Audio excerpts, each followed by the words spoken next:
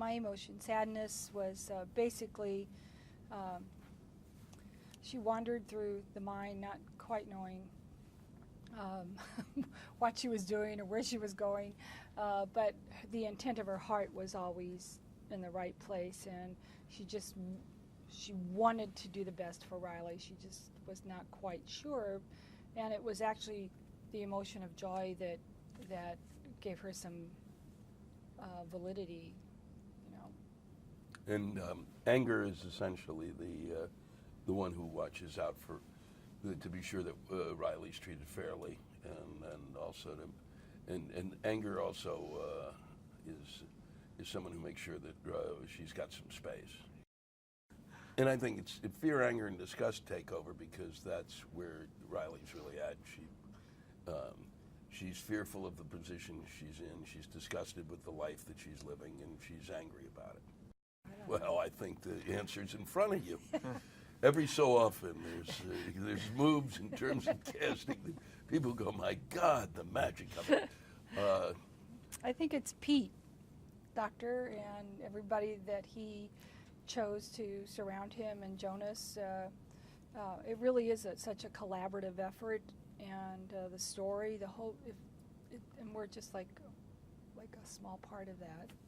I think the kids are going to be interested in all the colors and the fast-moving adventure, and the adults are getting the humor with the Brazilian.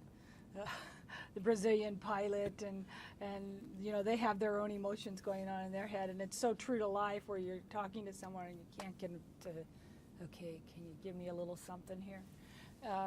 Not you personally, Yeah. but yeah, it hits all notes. It is, and the comedy, I think, is a big hook for the parents. And the other thing that's a hook is that a kid and a parent can sit there together and really enjoy it together. Well, we're, like I said before, we're one small part of that. We're in a room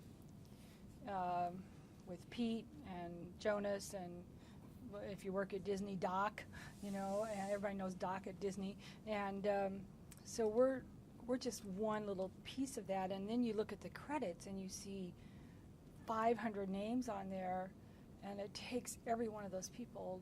So I just feel, I'm just glad I'm just that little piece of it. The thing that I keep saying and returning to is the fact that it is the only time you will work on something and see the entirety of the creative process in front of you, and that you can watch it grow. And even though you're not, like, I didn't know the way it was going to end, it didn't matter because that was the end of the creative process. But I did see how they got up there, and I saw where they're, you know, and I was privy to their mistakes, you know, and the choices. It's like if you go to a rare book room and you look at somebody's the first draft of a novel, and they'll have the crossouts. You get to see all of that. You don't get that in any. There's no experience that I know of that allows you that. That's what makes it stunning, at least for me.